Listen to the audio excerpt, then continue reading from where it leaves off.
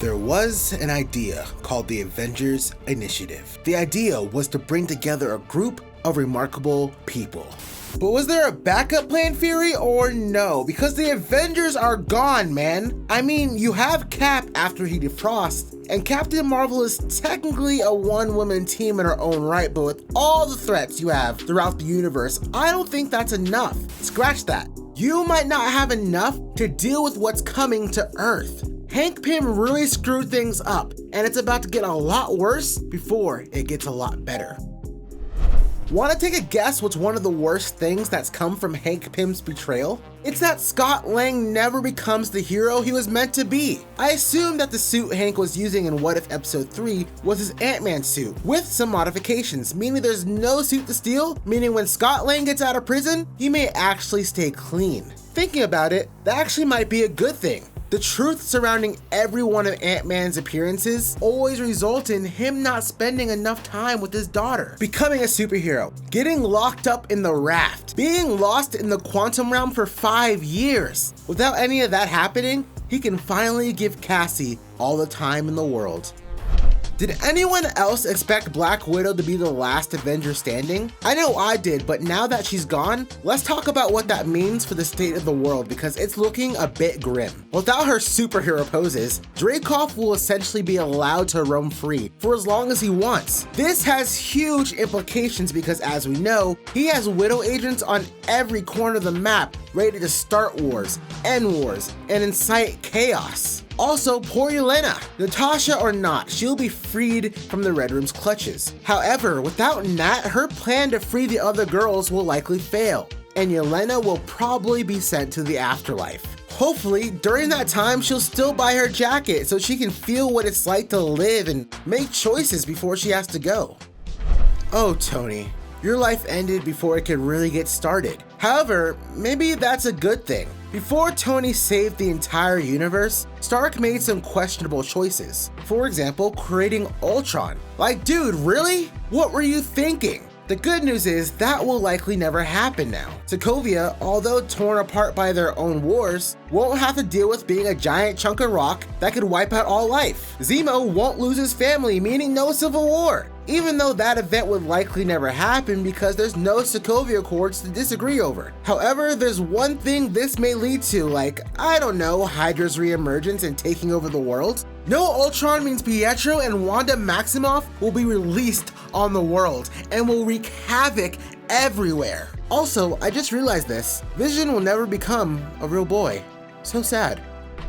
Hawkeye already gets the short end of the stick in the MCU, and the same goes for this timeline too. His story ended before it could even get started. At least Tony had a whole film already. Also, Hawkeye's passing just doesn't affect Hawkeye. Unlike the rest of the Avengers, Hawkeye had a family who hopefully won't pull a Hank Pym on whoever Fury recruits next. Most importantly though, we will never see Kate Bishop take up the mantle of Hawkeye. At this current moment, we don't know what Kate's impact was going to be on the MCU, but it had to be huge. Like, who's going to be in the Young Avengers now?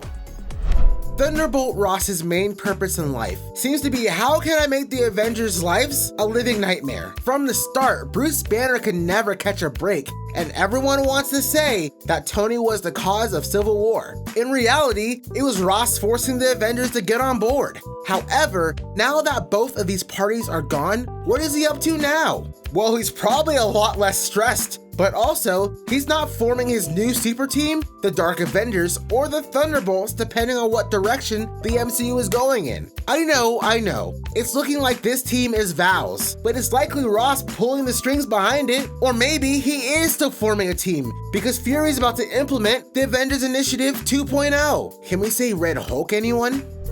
Let's talk about Asgard for a second, because it's about to get rocked. First off, without Thor, Hela's return is going to go off without a hitch, and there's nothing anyone can do to stop her from taking over Asgard like she did in Thor Ragnarok. Secondly, this reign may go uninterrupted. It's unknown that without Thor taking Surtur's crown to Asgard, and then Loki placing the crown in the eternal flame of Asgard, if Surtur would have brought Ragnarok on his own, meaning Asgard may have more time on its hands. Lastly, with Hela now as Asgard's ruler, Loki's new kingdom might be in some trouble if it's not already. Actually, does Asgard even make it to the time Hela rises? I mean, they do have the Dark Elves to worry about, whose plan to destroy the 9 realms using the ether may work.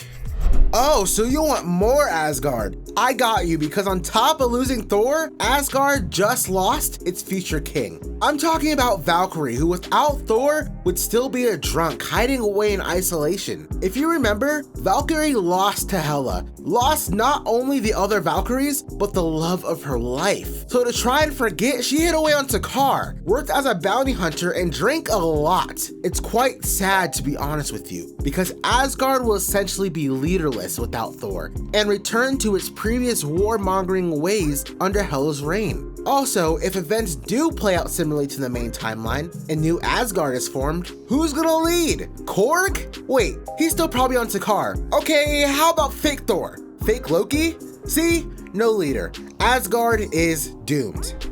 In Captain America Civil War, Peter Parker was recruited to Team Iron Man and got a new suit as payment for his services. However, now that Tony's gone, what happens to Peter? Of course, he'll still be Spider-Man, hometown hero stopping cars from crashing into buses. However, what will his story be now? It's likely at some point, Fury may recruit Peter into the Avengers. We all know that variants now exist in the MCU, and this what-if story got me thinking. What if the reason why the MCU's Peter Parker and the OG Peter Parker stories differ so much is because of Tony's influence? It's possible that without Tony, Peter can become his own hero, look up to Uncle Ben, and so much more.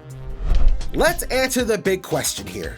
Now that the Avengers are gone, who will become the Avengers? Well, to start, we know Captain Marvel is back on Earth, and Steve will soon be defrosted. In a Marvel one-shot, we learned that Nick Fury actually wanted to make Abomination an Avenger, so it's possible S.H.I.E.L.D. can convince Emil Blonsky to take the serum to replace Hulk. Now, I don't see the Ancient One getting involved, but since everything about this timeline has changed, maybe Strange's accident would happen a bit earlier. To be honest though, Fury doesn't have a lot of options here, meaning it may just be Asgard versus Captain Marvel, and if Odin gets involved, I don't see her winning that fight. It's okay though, Earth might just be saved by our favorite looming universal threat.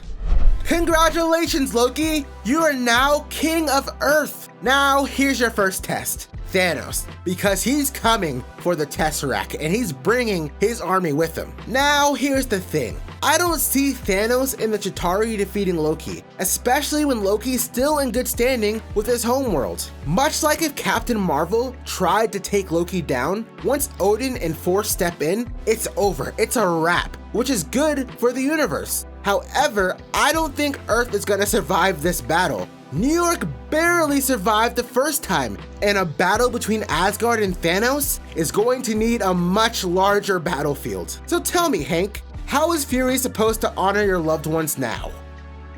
Before you go, we have one more timeline change we have to talk about. Without the Avengers forming and Loki already the King of Earth, it's likely Phil Coulson never bites the dust. Also, he may be able to get one of those Captain America cards signed. Thanks, Hank.